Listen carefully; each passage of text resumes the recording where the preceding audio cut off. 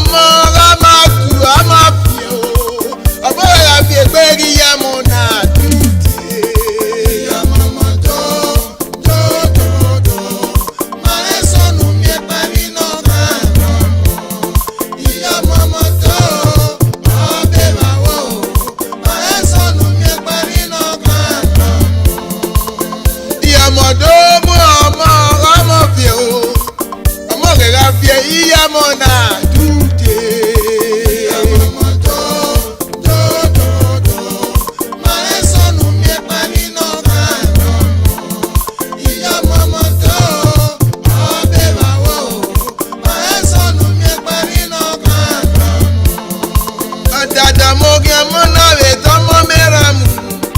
Como que nera eso no ni llamo.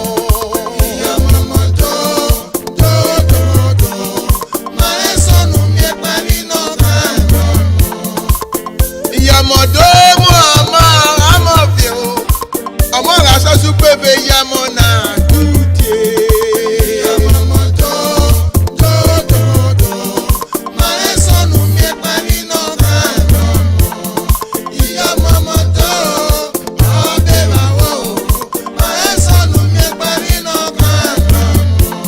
Akabanos iwana riwo pe ameki.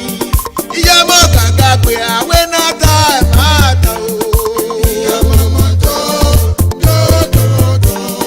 Ma eso no me parino kano. Iyomon do. Abeba wo. Ma eso no me parino kano. Adera momo emi. Ivia kuna emi. Adera momo emi. Ivia kuna eso.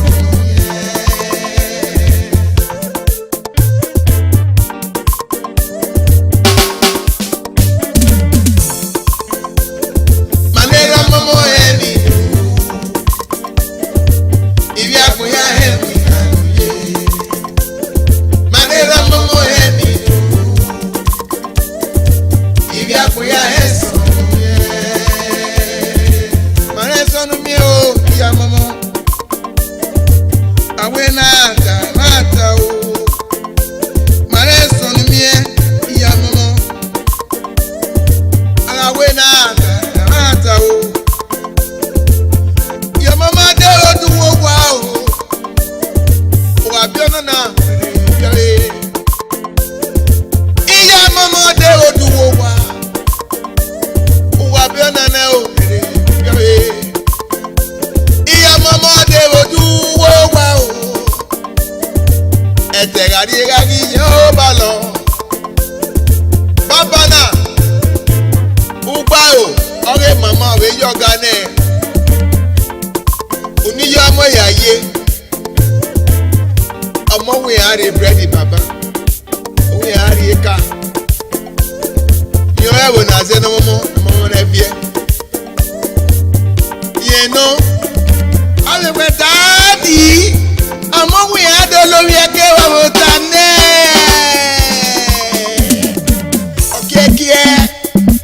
Okie.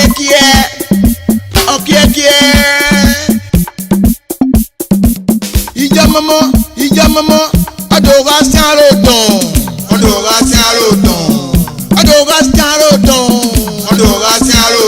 Ubaro do la fi rodo.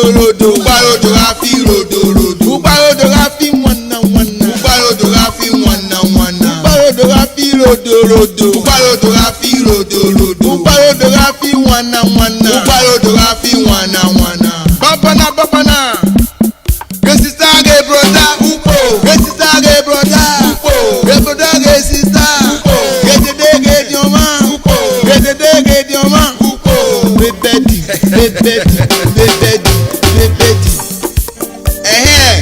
Imuna ni ma ye foye wa. Ẹ̀sán we ro. Ẹ̀sán wo ga me ye won mo. Mami e. Ọmọ na we yo re. Ene ko mo. Uwe bi na ka we ri o he.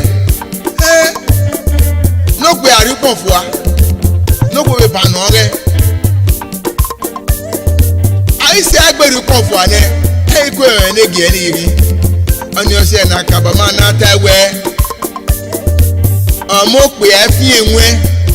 Ọmọ ko ọkọ e were afi enwe. Esabuna ya me ye womo. Iyomon do mo ama fio.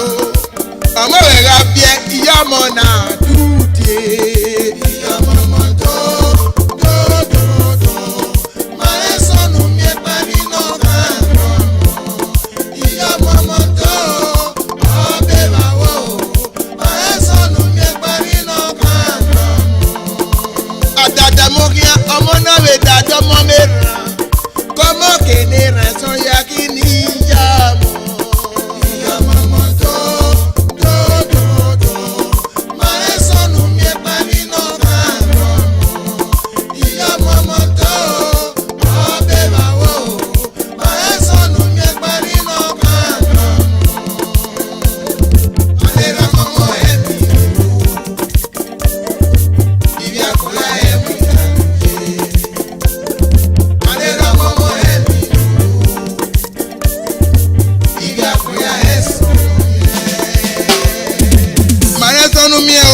Iyomon Osano asan wayese